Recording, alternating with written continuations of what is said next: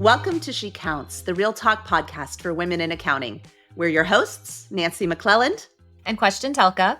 And every episode, we're digging into the real experiences, challenges, and unspoken truths of life in this profession. Because if you've ever felt like you're the only one, you're not, and you shouldn't have to figure it out alone.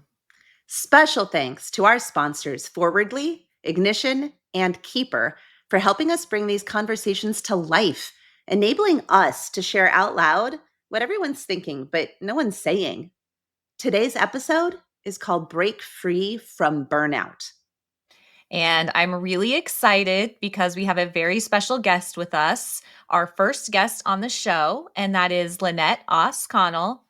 She is better known as the Burnout Bestie, and she's going to help us explore how burnout affects women differently than men and what we can do about it.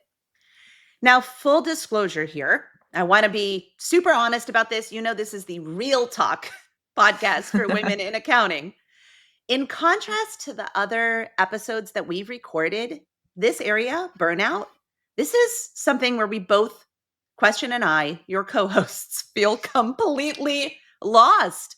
We don't have advice for others because we're both struggling with burnout ourselves, at times sort of teetering on the edge. And that is the main reason that we wanted to bring in an expert to talk about this incredibly important topic, especially for women in accounting. And with that, I'm delighted to introduce a very dear friend of ours, Lynnette Oss Connell. Not only is she a burnout coach, but also, and just as importantly, if not more so, a mom of two and stepmom to three more. She's best known, again, as Burnout Bestie. She's a CPA and a former auditor. And she then started and sold her own successful CAS practice. So she knows right where all of us are.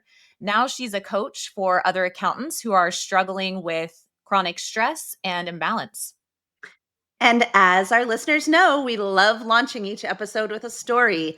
But this time, we're going to ask Lynnette to share hers with us. Lynnette, welcome to She Counts. Thanks for being here.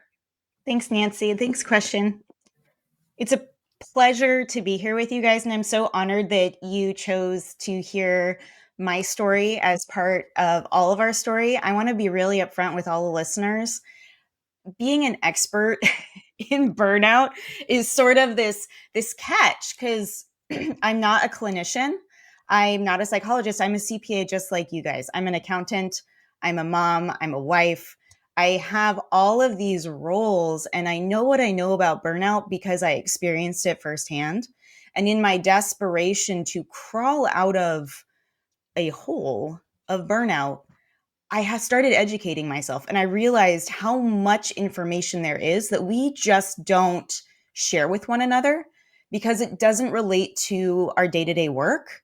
But if we started talking about it, like on your podcast, so thank you for creating this format for these kinds of topics. It can really be life-changing for people. I remember the first time I heard some of these concepts and I thought, why did nobody tell me before? Which actually highlights the importance of community among us women. We need to be talking. We need to be sharing because you never know what somebody else is going through. We do such a great job of masking our struggles until we get desperate. So we need to be talking. So I appreciate you inviting me to have this conversation with you. Thank you for being here. Thank you. We appreciate you, and we appreciate the work you're doing. You've already been so helpful to me, and I can't wait for more. Yeah, we're definitely going to, I mean, we've been talking to you, both of us, about this for a long time, but we're definitely going to be absorbing this ourselves today and hoping to implement some of it. All right, let's see if we can do something helpful. Let's see what we can do. Right. Let's dive in. All right, so share your story with us, Lynnette. Well, like most of us, it's so multifaceted, but the piece of the story that I want to tell today is the end of the story, right? When I got to the point of burnout where I said, oh my gosh, I'm past the point of no return. So I was running my CAS practice.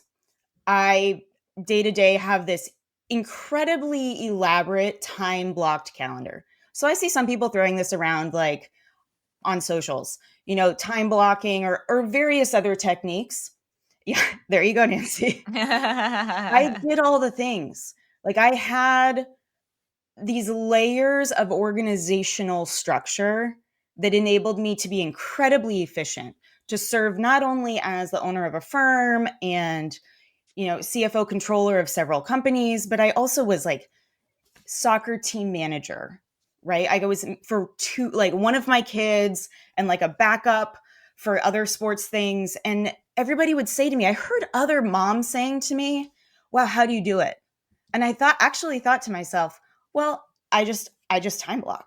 Like it's a Yes. superpower, right? Oh my gosh, Lynnette. Okay, I have to interrupt to say Go I for it. am listening to this and I jotted down a note to share with you later. It's in front of me. I'm reading this off of the piece of paper.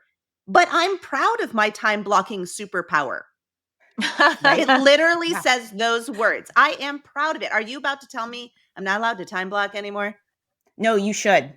Okay, You good. should. Go And on with your story. I was going to say this later in the story, but I think it's so applicable in the story that I'm going to share it now.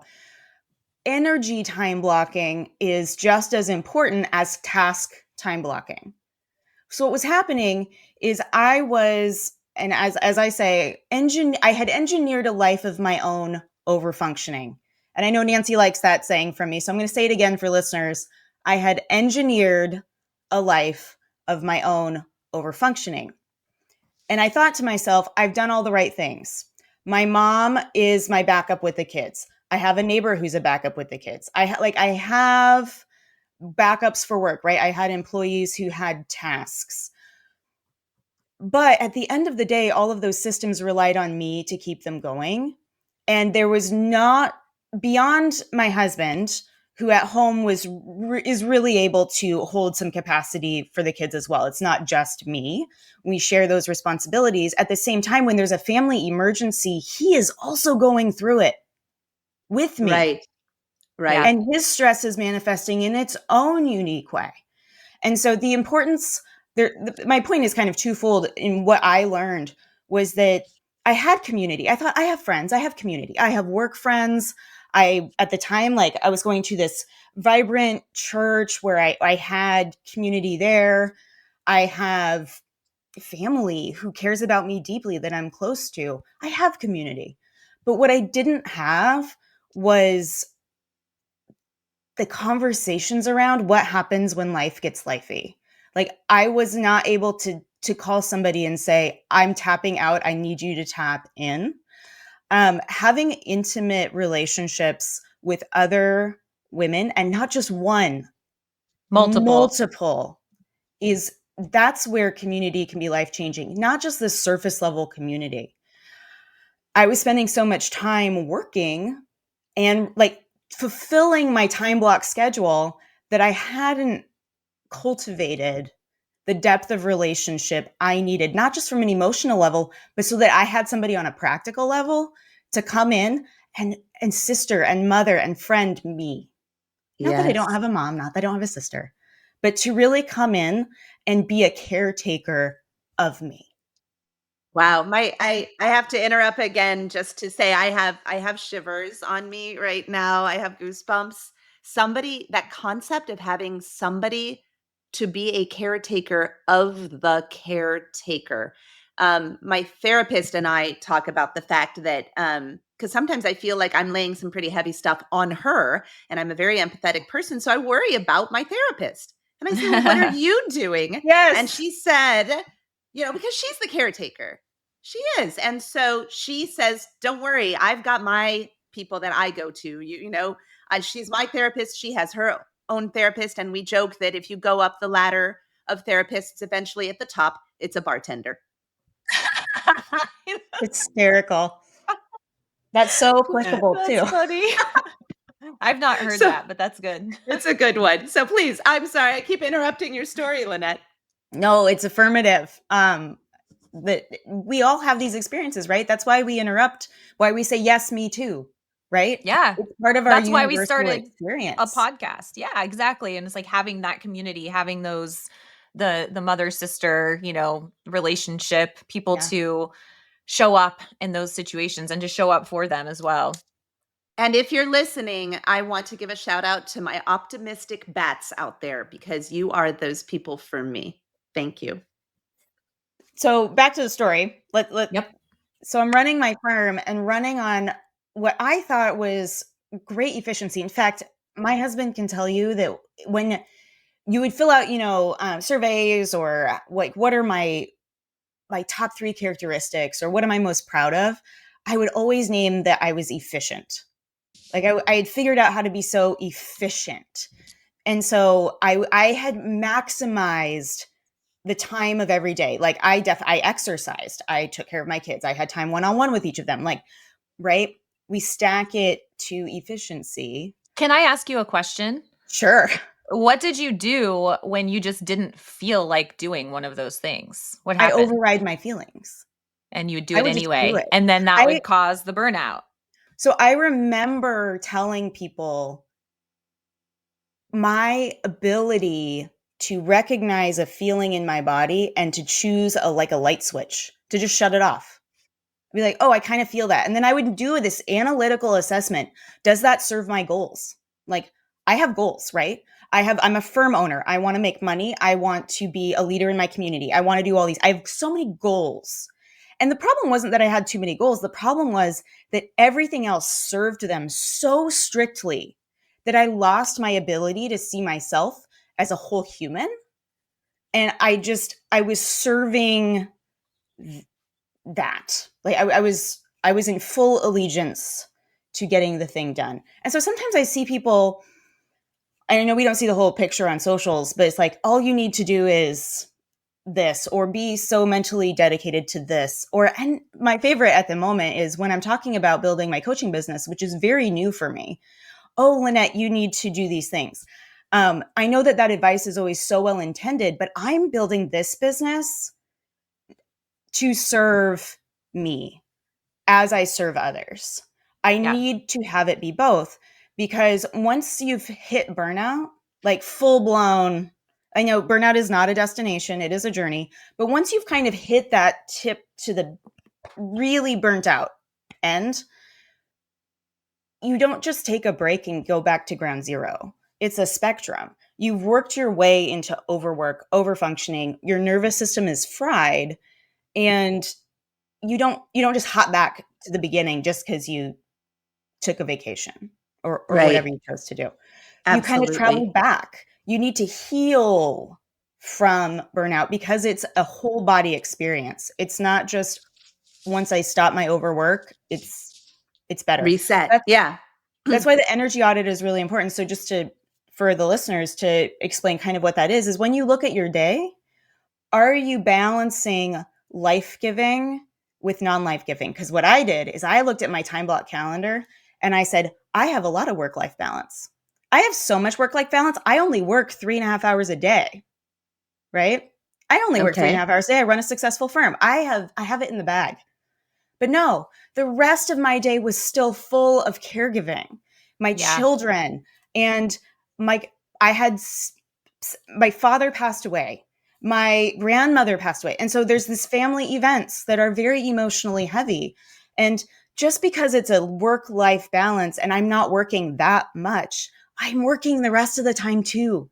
Your family work is work too. Right. You're not taking care of your emotional needs, your needs for downtime, your need for like stepping away from the caregiving of somebody else. So one thing I've heard Nancy say a lot to me is what she's already said, but I'm proud of that superpower, or I like my working, and that's where the energy versus the categorical analysis needs to happen, is within your work, within your family, within your community work or your religious community or your YMCA, whatever volunteer work you do. What are the tasks you're doing within that role that give you life and serve others or pour into others? There needs to be that balance. Am I pouring out and receiving in? And now every day and every task, every volunteer position or work obligation doesn't need to be equal. Like you don't have to have it 50-50 on giving and receiving. But there does need to be intentionality around what gives you life. So Nancy, there are probably some things that you do that are work that aren't work for you at all. You get energized and you thrive from that, and you shouldn't do less of it. But that's going to be different for each individual person. So that's where the energy audit comes in. Okay. Is within your role, are you balanced? I love that. That is fantastic. Thank you so much for sharing all of this meaty, wonderful. Like, I feel like we could probably end the episode there after 15 minutes and everybody would be like, okay, I've got a whole list of things I need to look into. This is fabulous. Let's briefly. I didn't finish my story. Oh, that's hilarious. That's hilarious. You want? Yes, I want to wrap it up real quick? Yes, I want the rest of this story. All right. Okay. Let's all stay focused on this story. No, it's fine. So the way I realized that I was imbalanced, even though my work-life balance seemed to be balanced, was that my life had become so full of all my obligations, all of my duties to my family. My husband hates it when I call it a duty because he says, that's so negative. I'm like, no, it's just. That's how you felt. That's what you call it when you've kind of like, it becomes that when you are in a situation where you're just doing all the time, right? Well, but it's also like I love that. If it's a do, it's a duty. Oh, that's nice. I don't know how to do that. You know, although that's pretty funny for me because and then it becomes do. I don't know. My grandma Bunny was, her husband was in the Air Force his whole life, and the way that she told me to go to the bathroom was to do my duty, and so I thought that duty meant bathroom. Well, I mean, for most kind of. Does it not kind of feel that way? Like, I don't know. Yes. Duty to me generally equals like something I don't want to necessarily do. Yes. Interesting. Or maybe the bathroom. I don't have that negative connotation with the word duty. I do have the bathroom connotation, but in life, I don't think of it that way. But I think that part of that is that my husband's love language is acts of service. And so his concept of being dutiful is, it's really important to us and to seeing his love for me. So I think of duty as a very positive concept. That is such a fascinating reflection to me because my husband also sees acts of service as his love language. And for a long time in our relationship, he would ask me, what mine is. And I'm like, it's not acts of service. And he's like, well, I think it is because you do so much for us. And he's like, I identify that. I see that. And so I feel that as love. And I was like, I'm not giving it as love. I'm giving it as obligation. So sorry. Agreed. Yeah. That's not it. And so he was wondering why it was that the more I did for the family, I would become irritable and resentful, even if they would return to me and say, thank you so much for doing that. And I didn't intend to say this, but that was hugely instrumental in me realizing, why am I doing all of my duty if it feels like doo-doo? Yeah, no kidding. Oh my gosh. All right. So I want to let you finish your story. Tell us what happened. I'll finally finish it. So we get to a point where my husband and I are talking and he's thriving in our firm. And the more we grow, he's thriving more and more. And I am breaking down more and more. And so we have this divergence of thriving versus surviving. And we were in different camps. And so, yes, there ended up being some tension between us, but the positive kind where it's like, okay, why are you, because we would have a win in his mind on a particular day, a win. And he's like, we just landed this big client. We can probably hire somebody else to help with it. All wins when you own a CAS firm. And I'm like, yay. And so hearing myself have that attitude, I'm like, this is not congruent with where we should be. I should be excited. And I used to should myself, I should be excited to rally into excitement. And instead, thankfully, we had reached a level of success in our firm that we had a choice to make. Either I could keep the firm and I would run it as a lifestyle firm and I would no longer grow. I would probably keep our book of business and our employees, who were some lovely also moms that we had. I was so proud of what we built, because we had these women working for us who could manage to basically were doing what I was doing. They were managing their family and the business, working at soccer practice, working after the baby went to sleep. But I saw it as so positive, and it is positive. It's life-changing for people. It enabled me so much fulfillment and success. But when we kind of spin out of control on it, and we're no longer the one to manage, when the stress is managing us instead of us managing the stress, you've come to a problematic place. So option one was me keep the firm and keep it cool. We're gonna keep it lifestyle, and then for him to go, get a CFO job somewhere full time, or he could take our firm. We could go get acquired, and I could transition out. That second option was by far the best, because it's what both of us wanted. He wanted to take this thing we'd built that he's so proud of, that I'm proud of too, and I had to choose to release it. We're going to let you go, and I'm going to instead focus on the type of work that I've always been passionate about. Through growing a CAS practice, my favorite bits were working with other professionals, not on the accounting records, on these kinds of conversations. So we made that choice. We transitioned our firm over. I transitioned out, and here I am today, getting the joy of doing work that I am passionate about. And because I'm passionate about it, I need to be very careful about not burning out on it. Absolutely. That's one of my big takeaways from having seen you speak, is that the more passionate we are about something, sort of the more at risk we are of burnout. But let's pull back a second, because I want to give thank you so much for sharing the happy ending, I guess, of this story. It's not an ending, it's sort of a beginning, it's a journey, it's all of those things. But I want briefly to talk about why is burnout an urgent topic, especially for women in accounting. Questian, I know that you had done a little bit of research on some statistics here.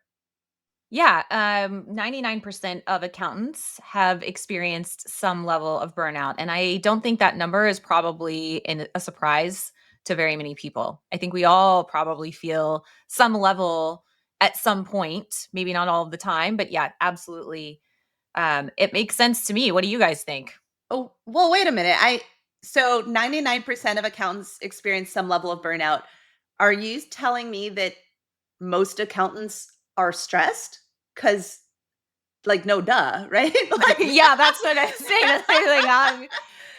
Let's state the I don't know. obvious here. Lynnette, can you tell us a little bit about that? What does that statistic even mean? That statistic is thrown around a lot, and I want to make sure we're talking about the same thing. It's a great intro into what is burnout in the first place, because that's the first question I always ask with something when I hear a statistic. I'm like, okay, that sounds really sensational. What are we talking about? So let's get our bearings for a second. Burnout is the impact of chronic stress on a total person, physically, mentally, emotionally. I also like to say relationally, spiritually. And by spiritually, I mean like existentially. Once you get into deep burnout, you get to that level where it impacts just everything. So when we talk about somebody having at least one symptom of burnout, we're talking about stress symptoms. So it is a no duh moment. 99% of accountants are stressed. Yes. And I believe that questionnaires like the one that went into this study ask you, not today are you feeling it, but have you felt it within the last year or the last busy season? And so I can't speak to that study methodology in particular, but when we look at any study, it's really important to consider what the parameters are and what we're talking about. Of course. So if we just use that statistic to say, yes, all accountants are stressed, the way to handle burnout, especially in accounting, is to manage stress. It's never too early to manage stress. And I will say that waiting till a deadline, after April 15th or after October 15th, then I will relax, is not sustainable. Although in the moment that might be a coping mechanism to just like white knuckle it, to hold on until I'm through. I'm not saying don't hold on, definitely hold on. But next time around, consider giving yourself the gift of some intentional stress management, burnout prevention equals stress management techniques. Okay, so during the thing, like set it up Yeah. ahead of time such that during the next, oh my God, this thing is happening, life is lifing all over me, you have things to turn to? Is that what you mean? Yeah. So one thing that I'm really excited about is I'm working on building a group coaching program for accountants, but in there we're going to talk about building a prevention plan and building a recovery plan. And they're going to include some different techniques. Really the goal of it is that I want everyone to be responding to the stressors in their life instead of reacting to the stressors in their life. When you're reacting, you're putting out all these fires, Mm-hmm. and that you have a heightened stress response when you do that.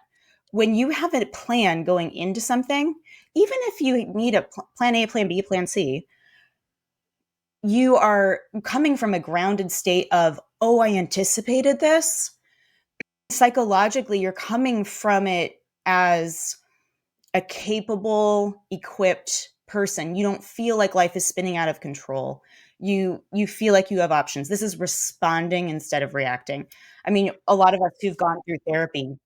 What would you say in terms of, because I think there are a lot of people who thrive out of putting out fires, who Yes. thrive out of respond Yes. or reacting, right? Rather than making sure, rather than preventing ahead of time. So like, how would you say to manage burnout too, or manage it if someone is, if that's kind of their go-to and that's kind of how they are? So a couple things. One is they're thriving off of putting out fires is definitely a superpower. And so we don't need to make that not be part of your life, but choosing intentionally at a period in time when you're not overwhelmed by putting out the fires, where that's going to happen. So for example, if you're constantly putting out fires in your marriage or in your significant other relationship or in your parenting, that's going to have a trickle down effect into those relationships. So that's probably not an area where you want to be reacting a lot. You want to have rhythms and habits and cultivate um, an ecosystem in your home or in your relationships that is functional. Now, there's a lot of people who thrive, say, in retail, because you constantly have a new customer coming in the door. You can attend to their needs, help them pick out the right thing that they need. That is very similarly the same putting out fires, because new situation, new parameters, I get to handle it. They walk out the door, I tidy it up with a bow, and now I get my next customer. We kind of do that when we do client work too. We pick up a file, we do the thing, we set it away. Also, life is always going to have fires. And so if we can reduce where it's healthy, where the fires are, that's going to help your total stress load across all areas of life. So that's where when in coaching, we work on where is it healthy for you to express the reactivity, and where does that reactivity give a gift to my world. So like I like to use the retail example just because we've all can identify that with that. Because we've all been in a position where we've gone into a store and we have a really helpful salesperson, right? That is a gift to you as a customer, to have a salesperson who's attentive and reactive. So where in your life, where in your work is, if that's something you thrive off of, where can you give that as a gift versus a liability, like to your family, where there may be like a chaos cloud? That's really insightful. And I think that makes a lot of sense. So you're focusing on those, being able to still have that in your life and not have it burn you out by making sure that you are not putting out fires in situations that would really cause more stress, right? Rather Yeah. than actually kind of giving you what you're looking for from being someone that functions at their best in that way. So Yeah. I really want to ask you how, we have a podcast called She Counts. It's all for the ladies, well, I mean, and our advocates, right? Burnout, how does burnout show up differently for women, especially when we are in a heavy caregiving or people pleasing profession like accounting?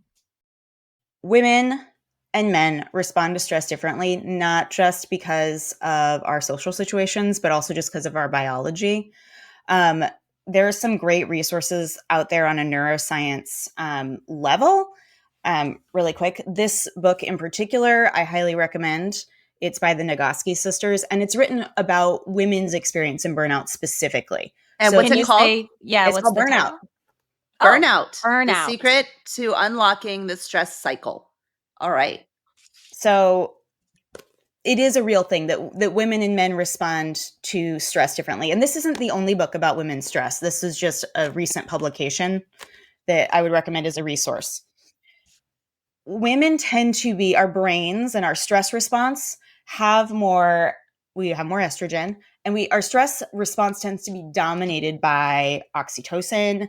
Men tend to be dominated by testosterone and have higher cortisol reactivity. What this all means is that women in stress tend to buckle down, to hunker down on tend and befriend. So we feel threatened, and so we nurture. Men feel threatened, and they tend to then be dominated by fight and flight, which are the traditional stress responses. Like when we think of stress, it's like, oh, it's fight or flight. Men tend to get mad, or they tend to get pragmatic and practical. We're gonna handle it. Women tend to handle it by nurturing. Now, this is not gender exclusive. This is not we're in one camp or the other. But if we look at how we're built back in our ancestral ages, if there was a threat to the camp, like if we're all in a tribal camp and there's a threat, whether it's an invading army or whether it's bears, the men are going to fight. We're going to protect. We're going to go out there and we're going to attack the thing.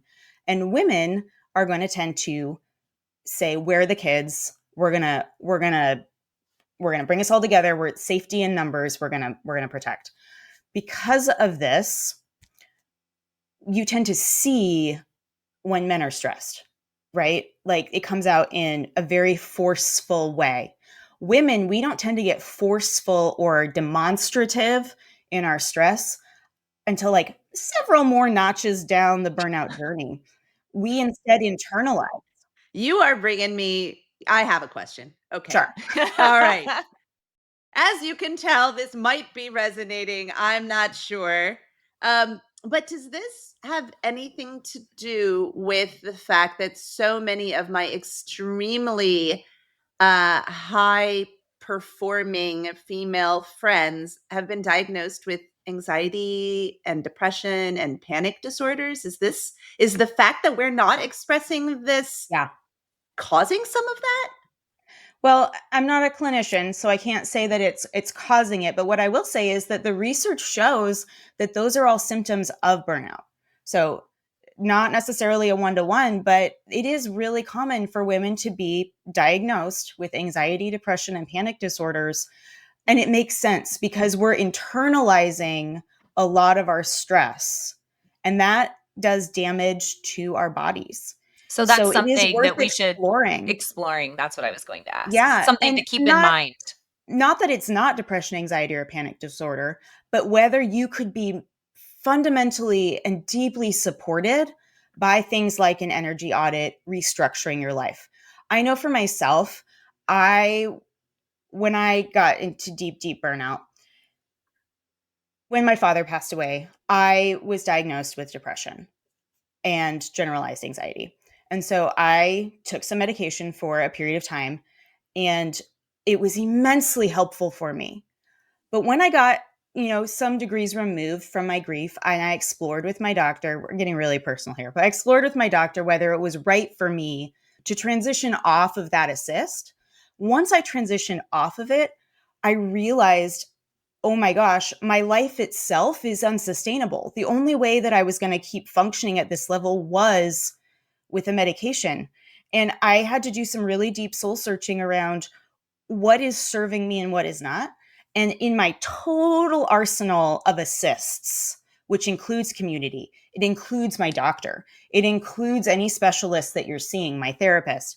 Like when we look at all these tools that we're given, it is a deeply personal exploration and decision for what the combination is that's going to help you show up your best in the most sustainable way that lets you continue to give the way you're trying to your family, your community, in a way that sustainably serves yourself, feeding the caretaker so that you can caretake. Oh my gosh, Lynnette, I love this so much. This is so helpful. All of this, it's absolutely gold. It is begging the question in my mind, however, what are some of those subtle red flags of burnout? Yeah. And this is related. One of the things, again, when I've seen you in public speaking, I hope this is something that you'll bring up at your Bridging the Gap. I know you're on a panel with Questian, actually, at Yes. Bridging the Gap, which I'm so excited. What you talk a lot, and something I think distinguishes you from other folks I've heard on the topic. You talk a lot about prevention versus recovery. I feel like learning a little bit more about what these subtle red flags of burnout are that women sometimes dismiss as normal, that is getting us to a point where we're not able to prevent it because we cannot see it happening. And then that takes us to the place where recovery is really our only option. So let's talk about those subtle red flags, and you can lead us through how that's related to this distinction. Yeah. First, let's talk about a helpful analogy for prevention versus recovery is simply the fact that when you think of an athlete, or if you're training, if you're a runner, any kind of athlete is going to have injury prevention. That includes stretching before exercise. It includes making sure you have a healthy diet to make sure all your tissues are in optimal performance shape. Like, there are all these things we do for prevention so that when we do the exercise, we're not going to create injury. However, even with the best prevention techniques, you can still get injured. And so regardless of what your prevention was, you're going to end up in a place eventually where you need to recover. That includes, ice, compression, elevation, and resting. Burnout is the same way. We get to a point where we need to recover, and there's no shame in it. I think one thing I want for everybody is to realize when you get to a point where you say, "Oh shoot, I've arrived at a place where that is no longer sustainable," it can be very tempting to be filled with shame. Well, and part of the reason that we're filled with shame is because as a culture and a society and as a profession, we idealize this idea of like, oh, what did you do? And it's like, oh, I worked. I worked all 7 days this week. I work, Yeah. it's like become this Yes. bragging point for so many people to say. So it's like when you get to that point where you are burnt out, there's the shame comes from this place of having worked in a society and a culture and in a profession that looks at how much work you do as something to be proud of. It's like taking away your badge of honor, right? Right. Yeah. Yep. Well, the irony there from what you just said is, so we talk about shame. Obviously, the Brene Brown is the shame researcher. Shame is the feeling of unworthiness. And so what's fascinating about this arriving at a point where you realize you're burnt out is you, like Questian just said, you've done all the things. I've worked all the work. I thought I was earning rest. But then your body goes, "Yes, ma'am, you get rest, but it's because you've crashed." Yeah. Let's not Crash. get there. All right, Nancy, you wanted some subtle red flags that burnout is happening. So in burnout research, back in the 70s and 80s, some researchers, Freudenberger and Maslach, categorized and analyzed what burnout looks like. And they came up with 3 primary characteristics. These are going to manifest differently for each person, but I feel like knowing these is fundamentally helpful. The first one is emotional exhaustion. The second one is depersonalization. And the third one is lack of accomplishment. I'll say them again in case you're like Nancy and you're taking notes. Emotional exhaustion, depersonalization, and lack of accomplishment. Can So you explain what you mean by depersonalization? absolutely. This is when something that you identified with or you resonate with no longer matters to you. So for example, if you're in a profession, well, we're all accountants, so we're serving our clients. and say there's a kind of work you've always loved doing, and you wake up one morning, you go, wait, I haven't actually wanted to do that for several weeks. And not only do I not want to do it, I have a rotten attitude about it. If you have enough self-awareness to go, wait, I used to love this kind of an engagement. This was like the thing that gave me life, and now I'm resentful. I don't want to do it. That's depersonalization. And so when there's something you cared about that you're starting to back off of, get resentful, that is a huge red flag. That is a sign that you're starting to run on fumes. Now, maybe you've evolved. I think a lot of us think, oh, I just no longer like that. I like something else. And, maybe there's some truth to that, but don't ignore that red flag. Kind of, you owe it to yourself to unpack that. Lack of accomplishment is feeling like no matter how hard you work, you're not getting anywhere. I felt a lot of this. It's like no matter how much I got done off my to-do list, I could be hugely efficient for hours on end and leave the day and be like, darn it, like I feel like I didn't get ahead. I feel like I added 20 more things to my to-do list. And didn't get through enough of them that you Yeah. thought you wanted to or needed to. Yeah. All right. This is resonating a little bit too comfortably for me. Me too. Agree. So let's talk about what can we do about it. We've got some warning signs. Again, you've got prevention and you've got recovery. What can we do to prevent? Yeah. So we've touched on some of them already. One that I dumped in there several times was community, right? We need people who, without question, will support us when we need it, that we can call. So just give yourself a few moments to reflect who those people are. And if you see a hole in your life where in a particular area of your life you don't feel like you've got a go-to person, maybe work on cultivating that relationship. I think most of us, once we start having these candid conversations, if I was to come to somebody and say, I don't feel very supported here. I feel like you are an amazing person. Can we support one another? I think most of us at this point in society, like especially after COVID, we know so much how much these kinds of relationships make a huge difference. So huge cultivate difference. community. And not just surface level, but like some really deep relationships. The other thing you can do, like I said, is an energy audit. Make sure that within your roles, you're balanced. And then one tip I do not want to overlook that we don't need to get into too deeply, but they get into a lot in this book, both prevention and recovery, is the importance of exercise on your body. When you think about our ancestors, they got threatened by an invading army or a bear. What do? You fight or flight. And instead of hunkering down and surviving, we need to fight off the bear. We need to fight off the invading army. And so when you let your body go through this exercise, you're running, even if you're not running for exercise, but your body's using those big muscles and it's metabolizing the adrenaline and the stress hormones, that cortisol, you're working it through.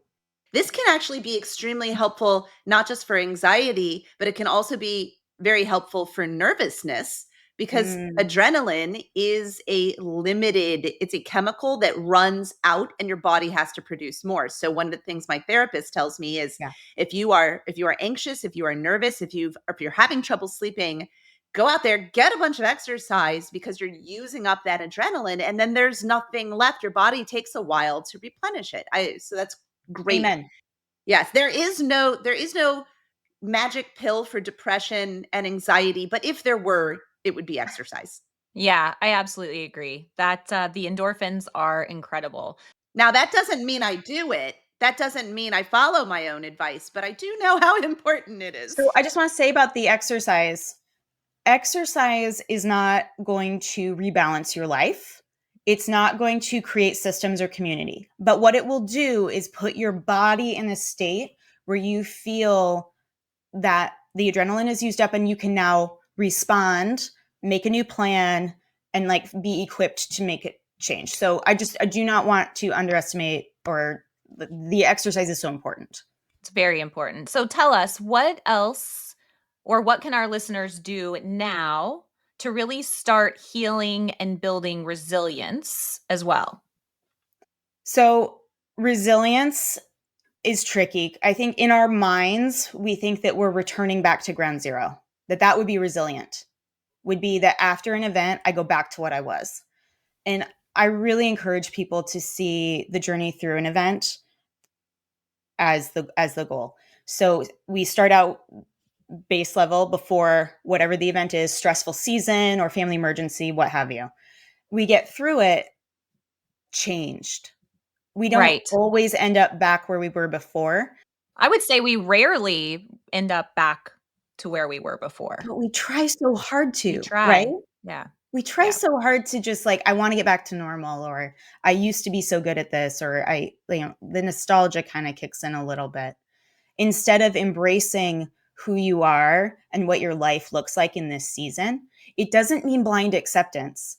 And so, one thing that's hugely beneficial is to create a meditative or a quiet practice. Could be a walk in the morning, could be formal meditation, but letting your mind settle in with yourself and listen to your body and your intuition is not really a magic pill. But what it will do is retrain you to not be on the hamster wheel constantly, so that you can start to be aware of what's serving you, what's not serving you. And there's a lot of enlightenment that will come just from a daily practice of some quiet. At the end of the day, burnout prevention and recovery are different for everyone, because your unique biochemical makeup, your unique life circumstances is going to make it different. But I love what you're saying when you're it sounds like you're debunking the concept that burnout is somehow this destination you arrive at, when in fact it's Yeah. a journey. And so we can start healthy stress management prevention techniques now. We can prepare for the inevitable time when life starts lifing on us. Yeah. We have some techniques for recovery, but all of these things, when we pull them together, all of it's a journey, and we're going to Yeah. go through what we're experiencing. We're going to come out changed on the other side, hopefully changed for the better. And I think some people, it's tempting to think, I know for me this was true, that I can't pay that close attention to what I need, because if I was to do the thing that I know in my gut I need to do for my own health, that would prevent me from meeting my goals. Correct. That was a question I was going to ask you, actually, is like, what do you say to people who that's what they're in their mind they're saying, right? Like, I don't have time to not prevent burnout. Like, I don't have time to do the exercise or do the. So yes, please go on, because that was definitely something in my mind that I know there's somebody out there that's what they're thinking. Absolutely. I mean, there's a few things to say to that. One is, maybe that's actually not the right goal for you. If you can't reach that goal sustainably, that's probably not a good fit for you. And we can take so much joy from that, because when we shift your goal to something that you can do sustainably, you are going to be so much more successful at that, because you're showing up in your healthiest state with the most genuinely energized. I think we confuse this adrenaline state for true energy through true life fueling. And you can actually accomplish the goal. And so when you Yeah. accomplish the goal, that's positive reinforcement as well, right? So, and Yeah. not getting burnt out in the process. Yep. And I want to go back to what you were saying about community earlier, because you keep coming back to that. One Yeah. of the things I try to remind myself is that burnout thrives in isolation. And so Mhm. one of the goals of this podcast is to help people remember that they are not alone. And Lynnette, you told me something that was extremely helpful to me a couple of weeks ago about giving people credit. Would you mind Mm, sharing with us? I know this is very personal, yeah. but would you mind sharing with us what happened when your son was in the hospital and how you Yeah. learned about giving people credit? Yeah. So several years ago now, like many years ago, my son was pretty small and he had a medical emergency that was highly traumatic for me. But in the moment when we're handling a crisis, we are kind of on autopilot. There's good neuroscience reasons for the why our brain just rallies. And so I'm at the hospital and we were overnight emergency surgery. And I am in my mind thinking, tomorrow is Monday or Tuesday. I don't know. I'd probably be in the hospital for 48 hours by that point. But whatever day it was, I needed to check in with my client. I had an on-site regular that I would show up 1-2 days a week. So it's like 8 a.m. I've been up all night in the hospital, and I excused myself from the hospital room to go out to the car because I needed to let them know I wasn't going to make it in that day. And so I wasn't going to overshare. I wasn't going to say what I was doing necessarily. I was just going to kind of tell them I wasn't coming. Well, I get on the phone with him, and he's a father, and he's like, well, what's really going on? Like, he was really pushing me. Like, why aren't you showing up? And I started to get kind of like prickly, like, oh shoot, I'm going to get in trouble. And Wow. I told him what was up. My son was in the hospital. I'd been up all night or all weekend. And he said to me, get off the phone right now. He goes, and I don't want to hear from you for a week. And I Wow. was so surprised that was his response, because I was living in this tunnel where I was holding myself to these impossibly high standards that even this person who was not related to me, who just by being a human, by being somebody with feelings, was like, girl, get off your hamster wheel. He was, don't even call me. He was, get off the phone. Why did you even call me? He was like upset at me for even leaving the hospital room. Well, and And partially because it means that you didn't give him the benefit of the doubt on that one, right? Like you didn't give him the benefit of the doubt that he was a caring and empathetic human being. And so, yes, of course he far surpassed your expectations, because your expectations are like lying there on the floor. And, right. we can raise that bar. Questian was just telling me yesterday, because I'm very nervous because I have to get in touch with one of the conferences that I'll be speaking at. I'm going to be asking for a second extension for my slides because of everything that's going on with my mom right now. Because life is happening. And Questian was just like, Nancy, give them credit. Like, let them have an opportunity to help you. It's an act of respect to them. Yep. Yeah. This was I had a very similar experience, Lynnette. And I told Nancy that yesterday when my son was in the hospital last year.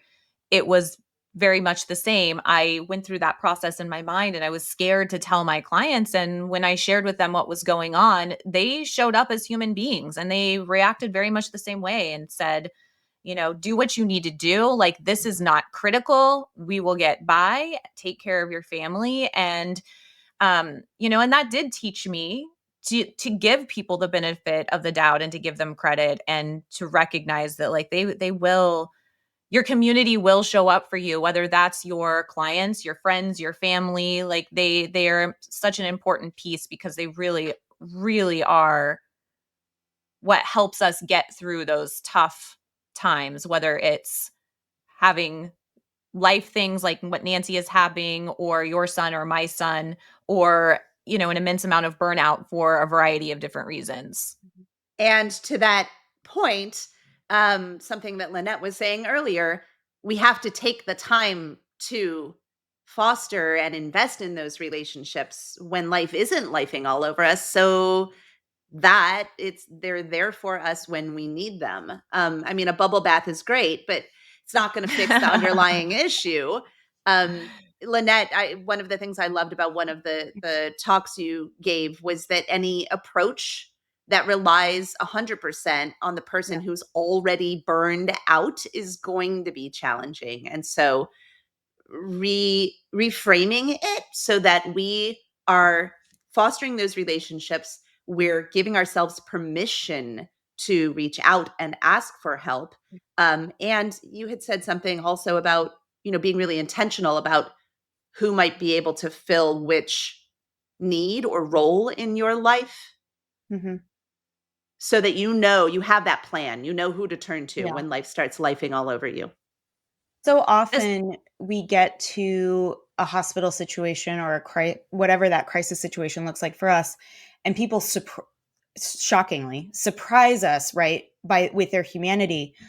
And think of how much grief we would have spared ourselves if we didn't wait until the crisis moment to just cultivate that kind of connection. Now, I'm not saying we need to like be besties with everyone at all, but there is appropriate boundaries in relationships, but keeping in mind who can assist in which categories is really important. And something Nancy and I have talked about in the past too is having some scripts or mantras that you can share with people. So, for example, saying, my son was in the hospital last week.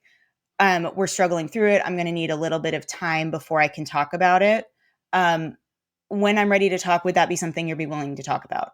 So because I had another medical emergency with my daughter many years later, where I had learned from my first experience with my son how to approach the second experience with my daughter, and learning how to proactively inform people of where I was struggling and seeing their reaction. I was able to kind of litmus test who were my people based on me giving them it was vulnerable but controlled vulnerability of, I'm going to share a little bit with you, see how you respond. And now I kind of have a soft sense of who my community really is, who I can Yes. go to, and who has the capacity for it. Because sometimes the most compassionate people are overgivers, just like us. And so that's why in the prevention stage of burnout, getting a feel for who your people are when you get into a crisis won't be so crisisy. Yeah, It'll for be sure. an opportunity to really be cared for, like we said kind of at the top of the set, letting other people caretake you. Well, we're so grateful to have Yes. had you on today. Like, this has been such an insightful conversation. I have a lot of my own takeaways and a lot of work to do myself. And we should probably tell everybody where they can find you, right? So you can find Lynnette's website at burnoutbestie.com. And again, she's going to be speaking at Bridging the Gap. We're going to be on a panel together, and we're going to be talking about resilience and how building it in your personal and business life, how it's important, why it's important, and how to do that. And Question, please follow. who else is on that panel? Am I remembering that Shirley Oh, Koss is also yeah, on there? Shirley and Will Lopez. Okay, great. So Shirley Koss, Will Lopez, Lynnette Oss Connell, and Questian Telka. Fantastic. I'm going to Bridging the Gap. I'm excited about this panel. I'm making a Everyone plan. should go to Bridging the Gap. Everyone should go go. to That's Bridging the right. Gap. I agree. So also, please follow her LinkedIn and her Instagram. And she has a lot of great short form video clips on her Instagram. So I would definitely recommend that. It's an amazing resource. Super fun. And we would like to ask listeners to follow our She Counts podcast LinkedIn page and to join in on this conversation specifically by sharing under the episode, what does burnout look like to you in yourself, your team, or your colleagues? We know this is very personal, and we want to hear what those warning signs look like. And we also want to hear about, okay, you've hit the wall and it's time for recovery. What does that look like? I really encourage people to please participate in the conversation too. Because it's so personal, sometimes we don't recognize symptoms in ourselves until we see someone else testify to their experience. So when we share these experiences, it helps one another immensely. That's so true. I absolutely agree. That's why we really want people to be involved in all of these conversations. And that goes back to our episode about mentorship, is, having those relationships, having those conversations really help us see things in our life and in our situations and scenarios differently. So before we sign off, I want to leave everyone with a quote by Brené Brown, and that is, if you don't want to burn out, stop living like you're on fire. Okay, now hold on a second. Personally, I don't like this quote because I love living like I'm on fire. So I love the concept here, and I feel like this goes back to what Lynnette was saying about the more passionate we are about something, the more likely we are to head ourselves into burnout. So, Brené, stop looking into my soul. This is very disturbing. Thank you all for being here with us on She Counts, the Real Talk podcast for women in accounting. If something in today's episode hit home with you, well, that's exactly why we're doing this. So you feel seen and heard and never alone. Remember that you can get CPE credit for listening at earmark.app. So links to that and any other resource that we mentioned in the show will be in the show notes. And please subscribe and leave us a review, because when you leave a review, it helps other people with interests like yours find the podcast. And share this with another woman in accounting who needs to hear it too. Many thanks again to our amazing guest, Lynnette Oss Connell. We're so glad that you could join us today, and we'll see everyone again in 2 weeks. Bye, everyone. Bye. Thank you for being here.